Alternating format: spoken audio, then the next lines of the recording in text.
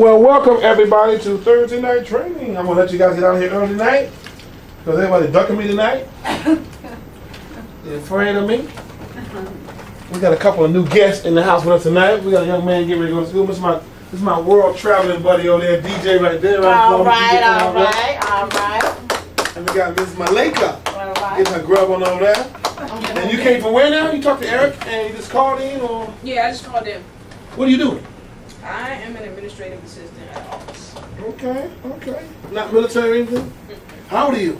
I'm 23. Okay, we're I gonna have get a you. degree in marketing that's collecting dust. So Cool.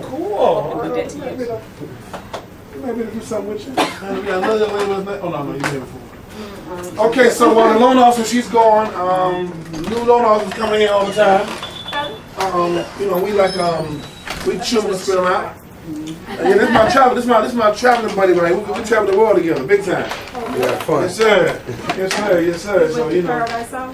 Yes. So much there too. You got it like that. Yes. Oh yeah, he all over the place. He all over the place, and he's got a really good personality and attitude, and he's got the gift. His father was an agent also with Realty Executives, right? King, Dennis King. I don't know if you guys been around. We were going to Foster for a long time too. Yeah. So he's come from real estate stock. Okay. And we got new guests in here tonight. Somebody just came in. Your name again is? You want to get something to eat? I am. So anyway, where's my we do have a drawing. We're gonna let everybody in tonight since we don't have enough. Everybody in all right? We always have a drawing in there. Cause if I don't give them no money, they won't come to training. You know what? You're gonna have to get Do I have a card in there? Oh, No, you probably do. So make sure you got a business card and write your name on the back of it, so that way the dexterity is in. I don't want to be reaching in there and grabbing a piece of paper. But anyway, I'm only gonna cover a couple things tonight. 30 minutes, we out of here. I had a couple of things, and I'm gonna redo this next week, so I'm gonna hit it tonight, because I really wanted to cover a couple of things. But I'm gonna read the thing to you right here. This is just some notes that I made during the week. You know what? I was talking about the pool tonight. That was my main subject tonight, the pool. Talking about the pool. That word. And yeah. Those who want to swim in the water, they don't want to get their lifeguard tag, you know what I mean? People like Jennifer want to come over the back of the gate and say she knows it. Instead of coming in and paying up $50 to get in the pool, she kind of want to break in the back of the pool and the gate over there. You can't swim a lick, just keep the lifeguard busy all day. Kind of save up. But anyway, the pool was my main subject for tonight. To be able to talk to you, and I will go over a little bit for some of you. But anyway, people wait until something drastic happens to them or scares them before they think about doing a little more than they're doing. Of course, I'm not going to call any names out. But anyway, people, you know how we do. We mosey along with our lives, doing just enough to make it, and wait, and then we don't do anything. And then when something drastic comes along, and IRS, collections, things want to make you get serious, but now all of a sudden you want to get serious about doing something, right? So I had an agent, last week who was like, I gotta, IRS is coming after me now and everything, and I gotta make payments. And I said, I'm glad now we getting on the same level, because for the first one, I had some years in the business in the beginning when, as real estate agents, you get your check, you spend it all. You're supposed to take whatever your tax bracket is, 20-25% of that check, and put it to the side, right? So if you make 40 grand, but agents back in the day, we used to get our money, get a commission check by the time you get one, because we're kind of hungry by the time it comes in. So we never took our taxes out. What agents used to do is they would wait until January, February, and March of the following year, and work those 3 months in order to make the money to pay taxes for the year before. That's what they used to do, because they don't, they're not disciplined like that. But eventually you should and you will get disciplined. Pay it quarterly or whatever like that. But I've had some years, and when the IRS coming after you, that's one phone call you're going to have to return. You get the letter in, they say we got 10 days to respond. That 9th day when you finally go ahead and call them, hey. And they're supposed to be, more friendly now. They're supposed not supposed to be able to, be as nasty. But you call them, this is agent number 1959655, how are you? You know what I mean? I'm fine, how are you? Good, all right, what the hell you this bill you got here? You owe some money, what are you going to do? You know what I mean? We'll give you a few chances to live, or we're going to come and kill you, whatever. But they still can be very, very threatening. So one of my agents got that bill, you know, and said, wow, you know, I gotta pay the IRS, you know, and then they'll give you a chance to make an agreement. Like you owe $7 grand, they say you gotta pay $200 a month, you know what I mean? And you gotta make sure that you stick to it, you know what I mean? Because they will garnish your, they will hit your bank account and just, you know. So there was some years when it was tough on me. I mean, I had some crazy money. I was like, oh man, I had all money. So then I got disciplined and started, you know, getting my accountant. So now I pay my taxes monthly. So at the end of the year, I don't have to deal with all that. But anyway, so she was really like kind of bothered. I said, now you ready to do something.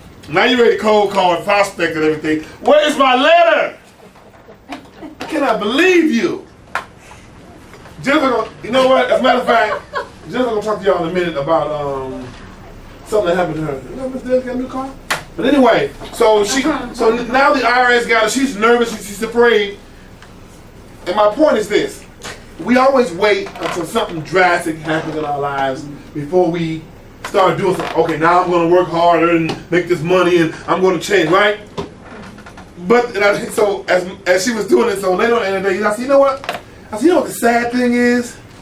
The sad thing is, even though now you emotionally caught up in this pain you're suffering, the sad thing is, you probably still won't do anything. You know what I'm saying? So that's how we do. You know, we go on, something come along, we say, you know, I got to change the way I'm doing this. But in most cases, we don't change anything. You know what I mean? So now that is really, so what does it take for you to really move on something? You know? So a bullet to the head or something, you know what I mean? You know, a garnishment. You know things are tight. You know you're not getting the kind of money you want to make. When are you going to start working hard enough and smart enough to make the change? People are always crying and whining about what they don't have, what they can't get. But we will not do the work necessary to make the change. And that's the key. Very few people will make that change. So I laughed. I said, you know what? Now you said you're ready to do something serious because you got this big pressure on you now. I said, you know what the sad thing is? You ain't going to do nothing different. And that's very sad, isn't it? I did it. Whatever. Okay. Moving on. Efficiency. All right? Always trying to convert you guys from inefficiency to efficiency. In this business, in your life, in your personal life, anything you do, you should be organized more. If you organize, but you got to get organized up here first. You know, you see somebody who car junky and raggedy and house junky and raggedy and refrigerator junky and raggedy and everything junky and raggedy and clustered everywhere and you can't find nothing coming in. You know what I mean? That person got some issues. Now, until you organize yourself, how can this person go out here and help somebody else organize their lives? You know, sell a house to them. You know what I mean? Help them buy something. They got all the facts and information in the world. Well, you should try to organize your house and keep everything you need in your files and everything and go to their house tore up.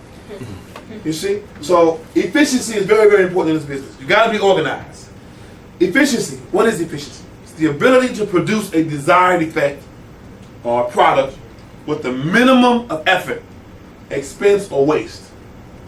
Right? So start working more efficiently. And then you can get more done. You can see more results. And then you're not falling all over the place with your unorganized, you know, your record keeping it jacked up, you know what I mean, your cold calling books and stuff, you know, you don't know who you mailed out what to, when to start the next mail out, all this stuff. You know, you got to clean that stuff up and keep it very neat and organized. Okay? Now, this is one that I really want to talk to you guys about, and I'm going to talk to everybody again about it. But it is, I looked up the definition of the word coward last week. The word coward.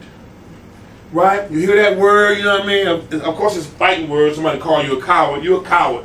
But I'm from Cleveland, so none of y'all ready to do nothing with me. You know what I'm saying? That's all we do is fight.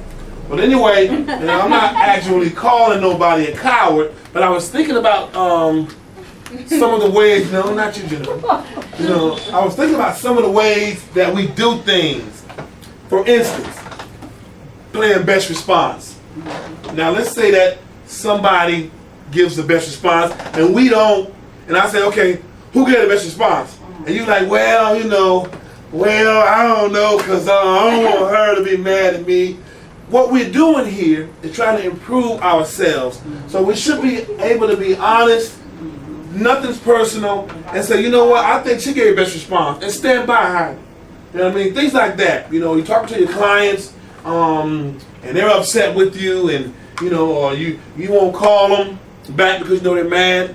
So I'm not calling anyone a coward, but we do a lot of cowardly things. Now the definition will blow you away, because you guys are gonna realize just how much of a coward you really are. Nothing personal. So the definition is of coward, and I was like, wow, man, that's a whole different spin for me. Okay, coward, a person who lacks courage.